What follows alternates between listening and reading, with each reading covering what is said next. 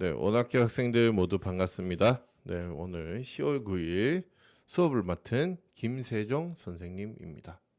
본명은 김세종이 아니에요. 네.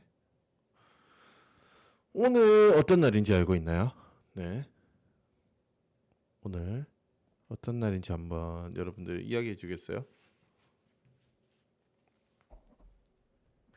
네, 맞아요. 오늘은 한글날입니다. 한글날은요, 우리 훈민정음의 반포를 기념해서 훈민정음이 만들어진 것을 기념해서 한글의 독창성과 과학성을 널리 알리고 한글 사랑에 대한 생각을 높이기 위한 기념일이에요.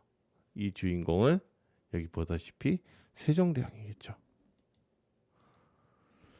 훈민정음에 대한 이야기를 좀 해볼게요. 어느 문자에서도 찾을 수 없는 위대한 성취자 기념비적인 사건이라 이야기했고요. 세계의 모든 문자 중에서 가장 우수한 문자라고 영국 옥스퍼드 대학교에서 이야기를 했습니다. 또한 제자 원리에 대한 설명은 아주 놀랍고도 경악할 만한 이런 기술이라 이야기를 일본의 언어학자 노마 히데키가 했고요. 1998년 유네스코 세계 기록 문화유산에 등록이 되어 있습니다. 특히 인도네시아 찌아찌아족과 솔로몬 제도의 과달카날주 말라이족에서는요. 이렇게 우리 글자를 써요. 이들의 말이 있거든요. 이 민족의 말이 있는데 이 민족의 말을 한국말인 한글로 적어서 표현을 하는 거예요. 이런 이유는요. 다른 글자보다 정확하게 발음을 쓸 수 있기 때문에 이 민족은 한글을 글자로 쓴다고 해요. 세계 문명 퇴치에 기여한 사람에게 주는 상을요. 유네스코에서는 킹 세종 리터러시 프라이즈라는 세종대왕 상으로 수여하고 있습니다. 이처럼 한글 하면 세종대왕, 세종대왕 하면 한글. 한글과 한글날을 맞아서 오늘은 세종대왕에 대해서 살펴보려고 합니다. 첫 번째는 세종대왕의 일대기를 여러분들과 한번 이야기를 해볼 거고요. 두 번째는 한글이 어떤 과학적인 원리에 의해서 만들어졌는지 살펴볼 거예요. 이를 다 살펴본 후에 세종대왕의 업적에서 숨겨진 이런 마음들에 대해서 여러분들과 살펴보도록 하겠습니다. 그럼 세종대왕 알아보기 지금부터 시작해 보겠습니다. 자, 첫 번째 주제예요. 세종은 원래 어진 사람이었다 하는 내용이 있는데요. 1397년 5월 15일 세종대왕이 태어납니다. 5월 15일? 어떤 날이죠? 5월 15일? 맞죠? 스승의 날이라고 되어 있죠. 한글을 만든 결의 스승이라는 의미에서 세종대왕이 태어난 날을 스승의 날로 정했다고 해요. 5월 15일이 스승의 날인 이유가 따로 있었네요. 자, 세종은요. 세종의 형제들은 태종과 원경황후 민씨 사이에 태어났습니다. 4명의 아들이 있었고요. 첫째 양녕대군, 둘째 효령대군, 셋째 충녕대군, 넷째 성녕대군. 이래서 이제, 이보, 이도, 이종 이렇게 4명의 형제가 있었어요. 근데 태조실록과 태종실록의 기록에 따르면은 이도는 성질이 고약해 형제들 사이에서 무시당했다라는 이야기가 있어요. 네. 세종은 어릴 때 좀 고약했나 봐요. 그래서 형제들이 별로 좋아하지 않았겠죠. 특히 자기가 아는 것을 잘난 체하기를 좋아했다는 이런 기록들이 있습니다. 네, 태종이 죽기 전에 유언이 있었는데요. 아들에게는 고기 반찬을 주어라라고 되어 있었어요. 자, 이것이 왜인지 한번 여러분들에게 이야기를 해볼게요. 세종은 편식을 심했다요. 여러분들 편식 하는 사람 있나요? 고기 반찬 없으면 밥 안 먹어요. 이런 사람 있나요? 세종이 그랬대요. 세종이 이 당시에 고기 반찬이나 이런 것들을 좋아해서 고기 반찬 없으면 밥을 잘 먹지를 않았다고 하네요. 네. 그래서 이를 걱정한 태종은요, 죽기 전에 세종에게는 꼭 고기 반찬을 줘야 된다라고 이야기를 했다고 합니다. 하지만 세종에게는 이 천재성이 있었어요. 어릴 때부터 무척 똑똑했다고 하고요. 특히 공부하는 것을 좋아했다고 해요. 공부하는 것을 너무 좋아했는 나머지 눈이 아프고 몸이 아프고 공부만 많이 해서 몸이 많이 아팠다고 해요. 여러분들도 이제 집에서 공부만 열심히 하고 책만 열심히 보고 하다 보면은 몸이 나빠질 수 있어요. 그래서 운동도 열심히 하고 해야 합니다. 자, 그래서 어느 날 세종의 아버지인 태종이 세종의 방에서 책을 다 없애버려요. 왜냐? 아들이 아프니까 아버지 입장에서는 그럴 수 있는 거죠. 자, 세종은요, 너무 심심했어요. 책이 있어야 되는데, 내 책을 읽고 공부를 해야 되는데 책이 없다니. 그래서 힘들어하던 와중에서 자신의 방에 숨겨진 책 한 권을 발견합니다. 그래서 그 책을 세종이 화면에서처럼 너덜너덜해질 때까지 봤다는 이런 기록들이 있어요. 네. 그래서 이 정도로 세종은 공부를 좋아하고 책을 좋아했던 이런 인물로 알 수 있습니다. 네. 다음은요, 사랑을 듬뿍 받은 세종의 모습에 대해서 이야기를 해볼게요. 이 소원왕후라는 사람이 세종의 이제 앞으로의 삶에 많은 기여를 합니다. 사실 이 왕후는요, 좀 슬픈 일을 가지고 있어요. 태종이 이제 소원왕후가 세종이 왕이 되면서 소원왕후가 왕비가 됐는데, 이제 소원왕후의 아버지 쪽 집안을 제거해 버리는 일이 나와요. 왜냐? 태종의 입장에서는 세종이 절대적으로 힘이 있는 왕이 되기를 원했기 때문에 소원왕후의 이 가족들이 세종이 왕이 어린 나이에 왕이 됐거든요. 세종이 왕이 되어서 이제 정치를 하는 과정에서 많은 간섭을 하게 될까봐 그것을 염려해서 소원왕후의 가족들을 이제 제거를 하는 그런 일이 있었는데, 소원왕후 같은 경우는 얼마나 그 마음이 아팠겠어요. 하지만 그런 과정에서도 이제 세종을 잘 더 보필하면서 훌륭한 왕이 될 수 있도록 돕게 됩니다. 특히 그 와중에 세종과 세종의 이제 관계에서 18명의 아들과 4명의 딸을 낳아요. 물론 후궁의 그런 자식들도 포함이 되어 있는데 이처럼 많은 기여를 했던 분이에요. 자, 그리고 형제간 다툼으로 태종이 왕이 되었어요. 네. 뭐냐? 태조 이후에 그 태종이 이제 서로 왕자들 사이에 이런 힘싸움을 통해서 왕이 되었기 때문에 자기 자식들은 싸우지 않도록 하려고 많은 노력을 했었어요. 그래서 이 당시에 좀 규칙이라고 해야 되나요? 법도라고 해야 되나? 이런 이야기들이 뭐냐면은 왕의 뒤를 이을 후계자 다음 왕은 왕의 첫째 아들이 하거나 이런 경우, 이런 약간 룰이라고 해야 되죠. 네. 그래서 태종의 첫째 아들 양녕대군을 세자로 만들어서 양녕대군을 왕을 만들려고 했어요.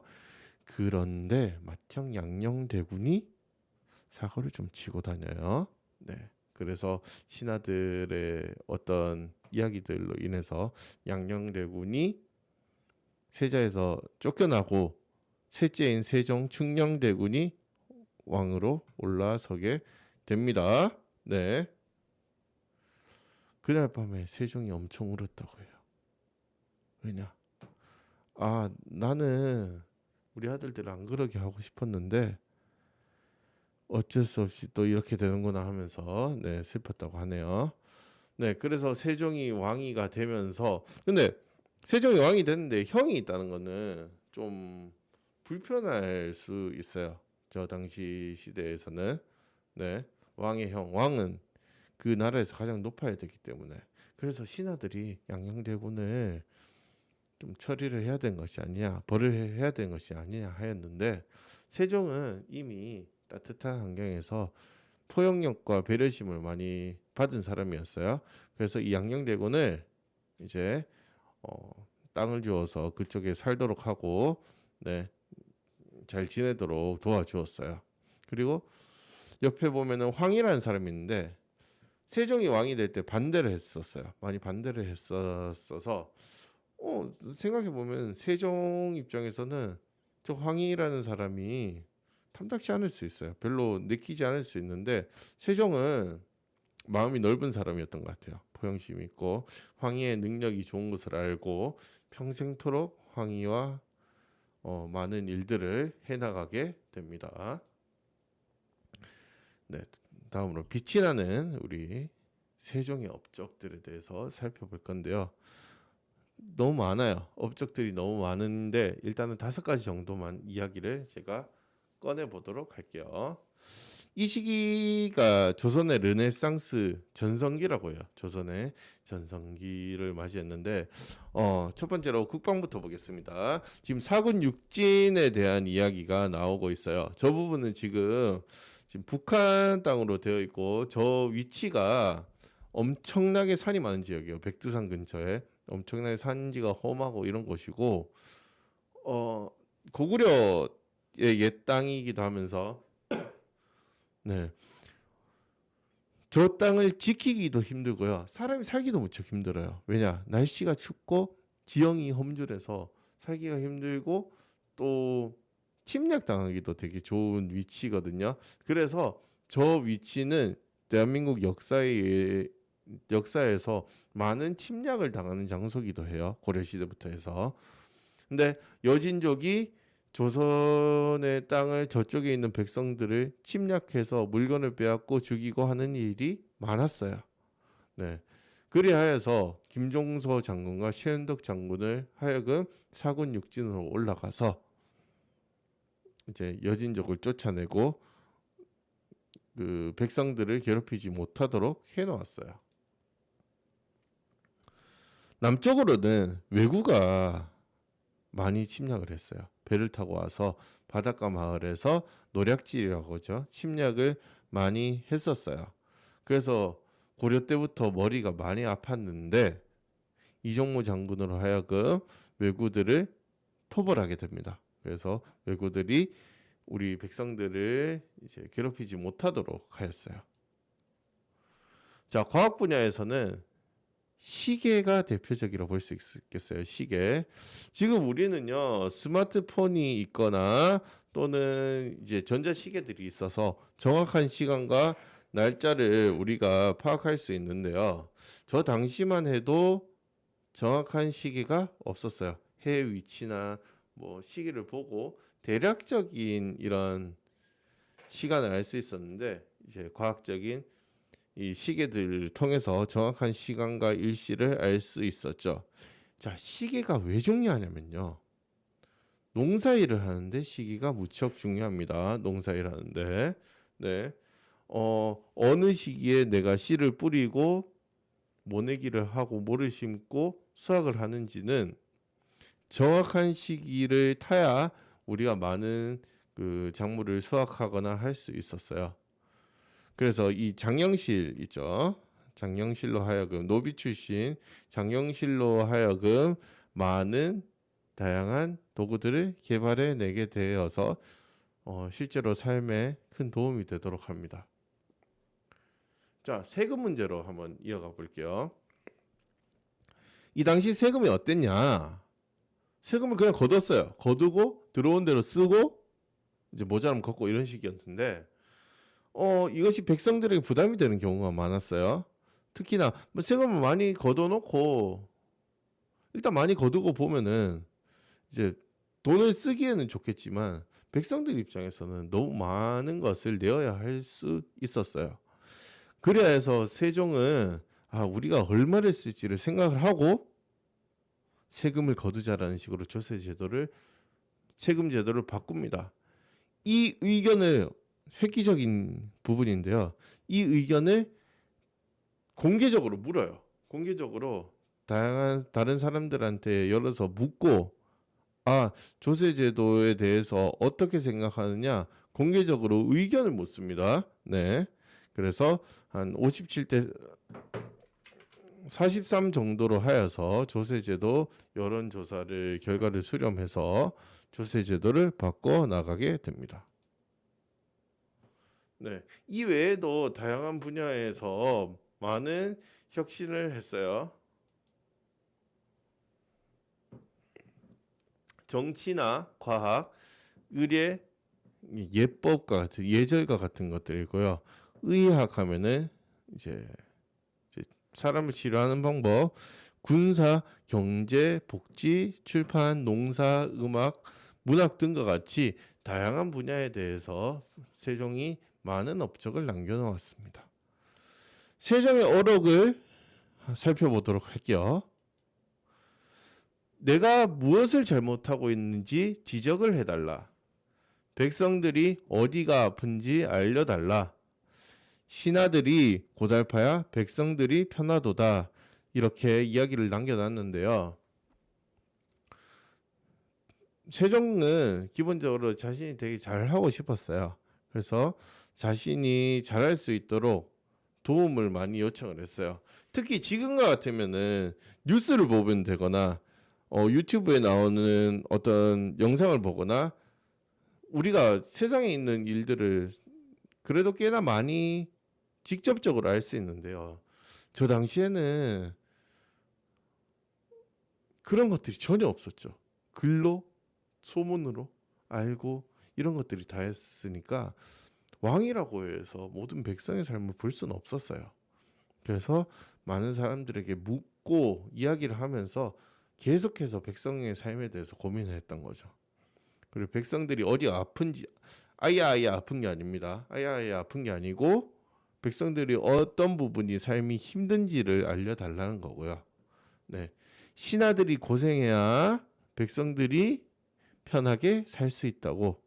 네, 신하들에게 많은 이제 이야기들을 했었어요. 특히 이런 일이 있었어요. 저 죽이 있죠, 죽. 세종 때 어느 해 무척 가물었던 해가 있었어요. 그래서 이제 가물면은 쌀 수확이 잘 안 되죠. 쌀 수확이 잘 안 되면 문제가 뭐냐? 먹을 것이 없잖아요. 밥을 지을 때 들어가는 양과 죽을 지을 때 들어가는 쌀의 양이 다르거든요. 그래서 세종이 한동안 죽을 써 먹었다 해요. 네. 죽을 써 먹고 그래도 가뭄이 안 나아지자 백성들의 고통을 내가 나누어야 한다라는 생각에서 기아집에서 나와서 궁궐에서 나와서 초가집을 지어서 한 두세 달 동안 살았다고 해요.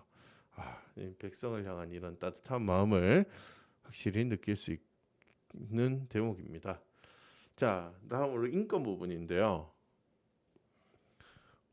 세종은 약자들에 대한 이런 마음도 많이 썼었어요. 특히 노비에 대한 인권을 많이 다뤘었는데 세종은 이 인권 부분에 대해서 이제 노비를 함부로 죽이지 못하도록 하고요. 특히 여자 노비에 대한 출산 휴가를 100일 정도 주었어요.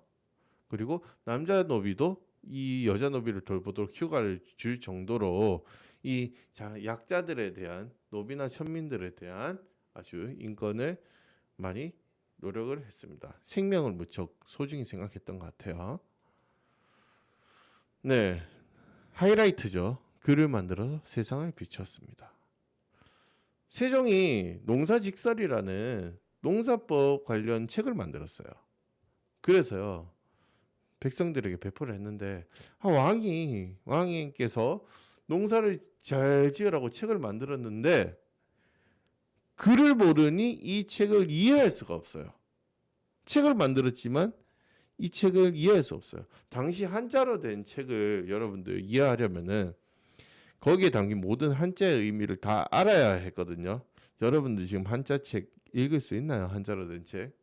아마 거의 못 읽을 거예요. 자, 왜 그러느냐? 한자는 외워야 되는 글자가 너무 많아요. 네.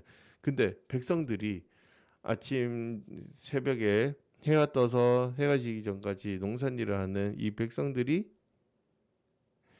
이 책을 펴서 공부를 할 시간이 있었을까요? 없었다는 거죠. 그래서 어벤져스 팀을 꾸립니다. 세종의 어벤져스 팀. 그 팀을 꾸려서 이제 한글 개발 프로젝트를 시행하게 되는 거예요.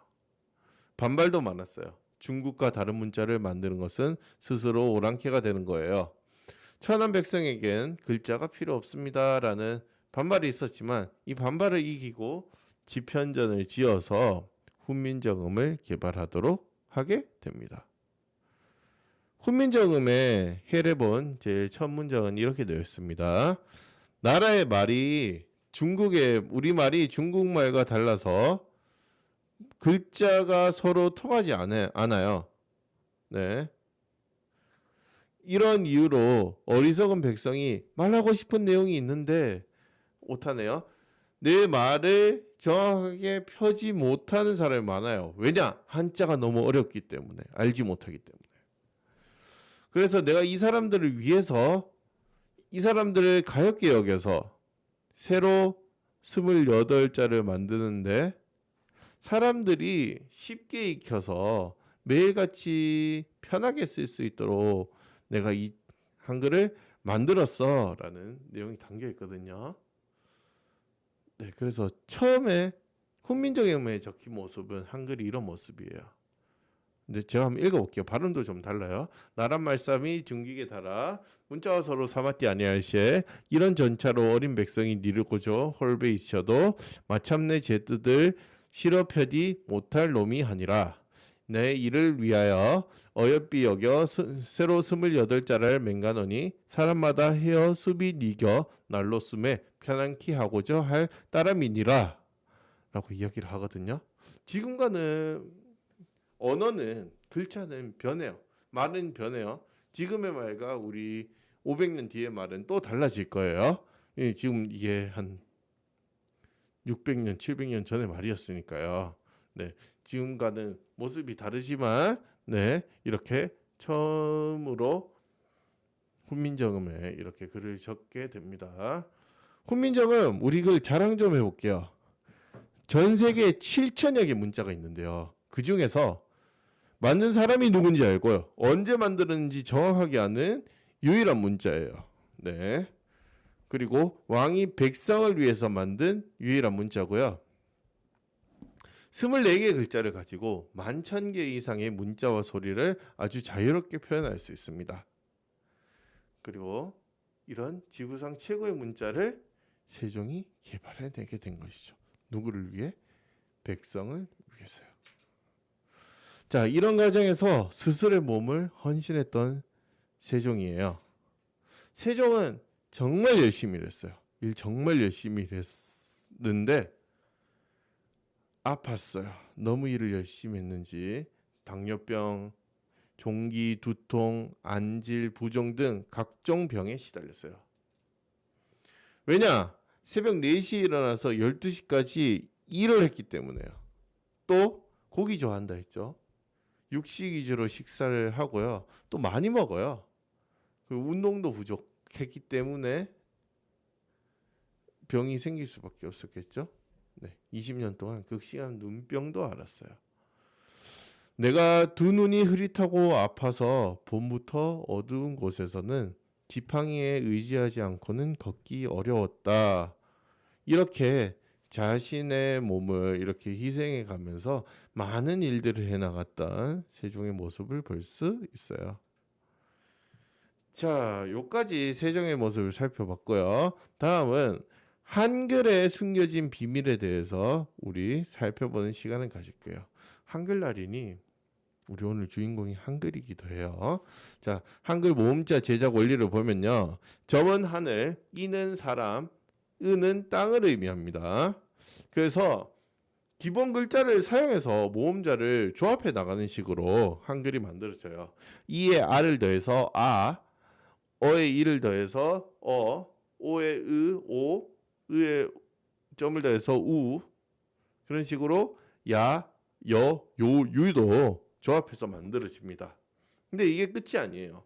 여기에서 아에 이를 더해서 에, 야에 이를 더해서 예, 오에 아를 더해서 와 하는 식으로 와, 왜, 위, 에, 예, 왜, 워, 의라는 모음자가 생겨나요. 이렇게 계속해서 모음자를 조합해 나가면서 다양한 모음을 만들게 됩니다. 기본 글자를 사용해서요. 자음자는요, 우리 발음 기관의 모양과 관련이 되어 있어요. 그래서 기역은요, 혀뿌리가 목구멍을 맞는 이런 기역에 대한 모양으로 발음 기관이 만들어지거든요.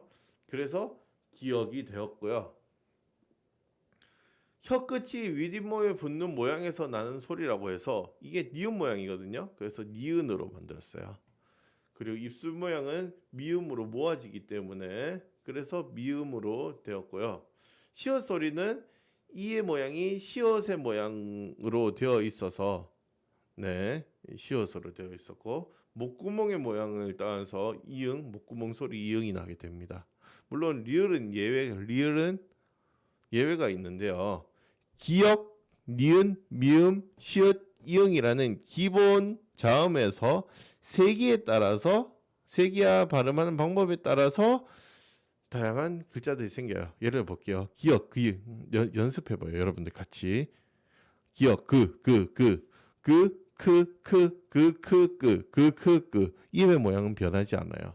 니은 볼게요. 니은,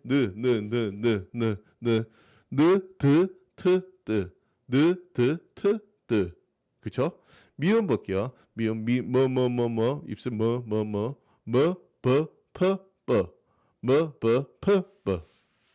시옷,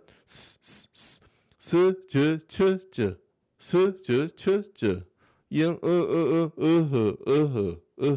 이런 식으로 네, 자음자의 원리가 만들어진 원리가 이와 같은 원리가 있음을 살펴봤고요. 이게 글자를 만드는 원리는 획을 더해서 기역에서 점 하나를 찍어서 기역, 같은 자를 겹쳐서 쌍기역, 또 시옷에 획을 더해서 지읒, 같은 자를 겹쳐서 쌍시옷. 근데 이 지읒을 획을 더하면 치읒, 그리고 같은 자를 겹쳐서 쌍지읒 이런 식으로 만들어지게 됩니다. 이 한글은요, 방금과 봤듯이 글자를 만드는 원리가 독창적이에요. 그리고 매우 과학적인 발음과 관련되어 있고요. 두 번째로 아주 적은 24개의 글자로 11,000개의 많은 소리를 적을 수 있고요.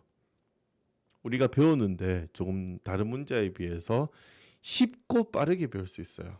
여러분 한자에 비해서 보면은 무척 빠를 거예요. 네. 넷째로 컴퓨터와 휴대전화 등에서 편리하게 쓸 수 있어요. 여러분들 키보드 자판 입력하는 데 있어서 자음과 모음을 조합만 해도 우리가 많은 글을 쓸 수 있잖아요.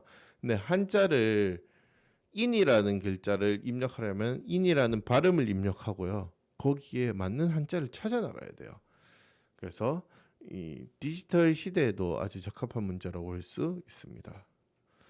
네, 그래서 한글을 쉽고 빠르게 배울 수 있는 이유는요. 기본이 된 자음자와 모음자 3개만 있으면은 계속해서 조합만 하면은 문자를 쉽게 익힐 수 있어요. 그래서 한글의 모음자는요. 아는 아 발음만 나요. 아. 근데 영어는 A는요. 애플 사과를 뜻하는 에로 발음 나잖아요. 애플 에. 근데 아파트먼트 하면 아파트 할 때 아파트먼트는 아로 발음이 납니다. A지만 상황과 낱말 그 말에 따라서 여러 가지로 발음이 되는데 한글은 무조건 아예요. 아는 아고 어는 어로 발음이 나게 되는 점이 한글을 쉽게 배울 수 있는 이유가 되겠습니다. 그래서 문자가 없으면 정확하게 기록하지 못하고요. 자세히 나타낼 수 없는데 이를 한글이 조금 더 쉽게 해주었고요. 네, 한글의 우수한 점은 이렇게 정리될 수 있겠습니다. 여기까지 한글의 우수한 점에 대해서 살펴봤습니다. 다음으로 세종대왕의 업적과 이 숨겨진 마음에 대해서 살펴보는 시간을 가질게요. 첫 번째, 이종무로 하여금 쓰시마 섬을 정벌하도록 했고요. 지편전을 설치해서 유능한 인재들 모아서 학문을 연구하게 했어요. 청동활자를 만들어서 인쇄 기술을 개량하고 조선통보 돈을 만듭니다. 김종서에게 고려사를 정리해서 역사서를 정리하게 하고요. 정초에게 농사직사를 편찬하게 해서 농사일을 돕습니다. 윤희, 신색, 맹사성들로 하여금 최초의 지리책을 만들게 하고요. 장영실에게 명령해서 혼천의와 자경루를 개발하게 합니다. 향약 집성방이라는 의학 서적을 내고요. 최은덕, 김종서로 하여금 여진족을 몰아내고 사군육진을 설치하게 합니다. 박연에게 악을 정리해서 여러 악기를 제조하고요. 이천등이 활자를 만들어서 주조할 수 있도록 하고 장영실에게 앙부일구를 만들고요. 세계 최초로 치구기를 발명하고 훈민정음을 창제합니다. 이 훈민정음으로 용비어천가를 만들고 훈민정음을 3년 동안의 시험을 거친 후에 반포한 다음에 한글로 된 불교 서적을 편찬해요. 숨차요. 많죠. 업적이 무척 많아요. 이를 정리를 한번 해볼게요. 제가 지금부터 세종의 업적을 하나의 방향에 맞춰서 해석을 한번 해보려고 하는데 여러분 한번 살펴볼게요. 이종무로 하여금 쓰시마 섬을 정벌케 하면요. 외구로부터 백성들을 지켜서 보호하기 위한 것이에요. 그리고 지편전을 설치해서 유능한 인재를 모아서 학문을 연구하게 한 거거든요.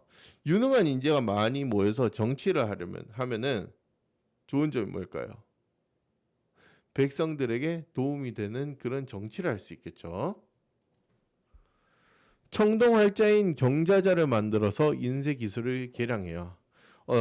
다양한 책들을 세종 때 많이 만들어 놨어요. 근데 이 책들을 그냥 단순히 만들어 놓는 것만으로 중요한 게 아니겠죠. 이 책을 많은 사람이 볼 수 있도록 해야 되는데 볼 수 있도록 하는 방법이 인쇄 기술을 개발해서 더 많은 책을 만들어낼 수 있는 거죠. 그래서 백성들이 개발한 자료들을 더 많이 볼 수 있도록 하는 거죠. 조선 통보를 주저하기 위해서 백성들이 물건을 사고 파는데 부당한 피해를 받지 않도록 하였습니다. 정초에게 농사직사를 편찬하기 위해서요. 삶의 중요한 농사에 대해서 도움을 주려고 하였고요. 백성의 삶에 중요한 농사의 효율을 높이고자 하였고요. 장영실 등에게 명해서 시계들을 만들죠. 백성이 농사 짓는데 적합한 때와 시기에 맞는 일을 하도록 합니다. 최은덕, 김종서 장군으로 하여금 국경의 여진족을 몰아내고요. 사군육진을 설치하는 것은 여진족으로부터 백성을 보호하기 위함이고요. 장영실에게 안구일부와 치구기를 만드는 것도 앞선 말과 같이 백성이 농사 지을 때 적합한 시기에 적합한 일을 하도록 함입니다. 자, 삼강행실도라는 책을 만드는데 이 책은요. 백성들이 이제 유교에 대한 정신을 담아서 행동할 수 있는 그림책이라고 보면 돼요. 그림으로 되어 있으니까 백성들이 맞게 행동할 수 있도록 이해를 잘할 수 있겠죠. 향약직선마을 의학 서적이에요. 병원 같은 서적. 질병을 치료하고 예방할 수 있도록 약의 재료나 약을 짓는 법을 백성들이 쉽게 알기 위해서 만들었고요. 팔도지리지는 우리나라의 최초의 지리책으로서 우리 지리에 대해서 이제 백성들이 이해할 수 있도록 하였고, 석보상절 월인청강지곡은 불교 노래 가사인데 한글로 만들었죠. 한글로 만든 불교 가사를 쉽게 백성들이 따라 불러서 이제 불교의 정신을 받아들이고자 했습니다. 좀 숨이 되게 차네요. 왜 그러냐? 세종의 업적이 이렇게 많아요. 세종의 업적 무척 많아요. 책, 전투, 발명품, 종교, 예절, 기구, 돈, 지도, 이렇게 많은 장르에서 다양한 업적을 펼쳤다는 거 여러분들 같이 봤는데, 이 업적의 방향이 있어요. 어느 방향으로 갔을까요? 누구를 향해 이 업적을 하였을까요? 바로 백성입니다. 네. 세종은요, 제가 아까 이야기를 계속 했던 단어가 있거든요. 네, 백성을 위해서라는 말을 계속 했었어요. 세종은 정말 열심히 일한 사람이에요. 정말 공부도 열심히 했고 똑똑한 사람인데, 이런 사람이 백성을 사랑하는 마음 정신을 굳게 가지고 있었기 때문에, 네, 백성을 사랑하는 정치, 백성을 위한 정치, 백성을 위한 업적을 꾸준히 남기게 되었습니다. 그래서 세종의 삶과 정신을 제가 정리하자면은 백성을 사랑하는 애민 정신이 아닐까 생각을 해 봅니다. 네, 여러분들 세종대왕의 삶을 지금 40분 가량 살펴보고 있는데, 여러분 혹시 좀 느낀 점이 있다면 좀 이야기해 주기 바랍니다.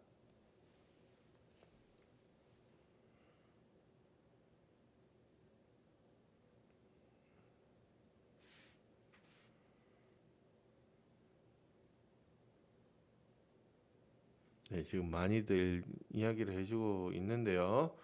네, 살펴볼게요.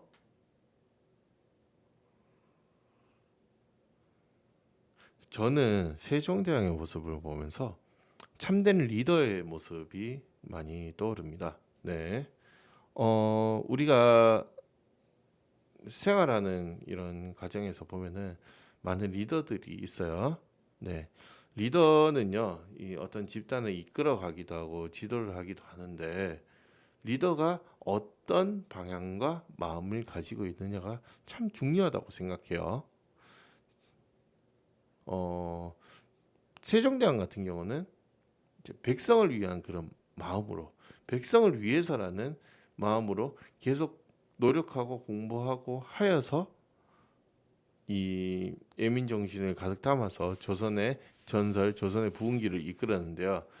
이처럼 내가 어떤 마음을 갖고 어떤 신념을 가지고 살고 하는 이런 것들이 앞으로 여러분들의 삶에서도 세종대왕의 모습을 보면서 한번 좀 느껴보면 좋을 포인트라고 생각합니다. 네, 제가 1학기 때 이순신 장군으로 수업을 했을 거예요. 네, 그리고 이제 2학기 때 세종대왕으로 수업을 하여서 두 가지의 테마로 올해 수업을 해봤는데, 여러분들에게 도움이 좀 되었나 싶습니다. 네, 조선의 전설 세종대왕에 대한 수업은 오늘 여기까지 제가 하고 물러나 보고요. 다음 주에는 생활 속의 심리학에 대해서 수업을 좀 해주실 거예요. 생활 속에 있는 다양한 물건들 또는 다양한 아이템들, 상품들을 보면은 이제 여러분들의 마음을 때로는 유혹하기도 하고 여러분들의 마음을 고려한 이런 것들이 있어요. 이 삶과 심리에 대해서 다음 주 선생님께서 수업해 주실 테니 다음 주에도 많이 시청해 주셨으면 합니다. 네, 오늘 40분 동안 네, 저와 이야기한다고 고생 많았습니다. 네, 좋은 밤 보내고요. 네, 오학교는 다음 주에 다시 만나도록 하겠습니다. 여러분 수고했습니다. 안녕.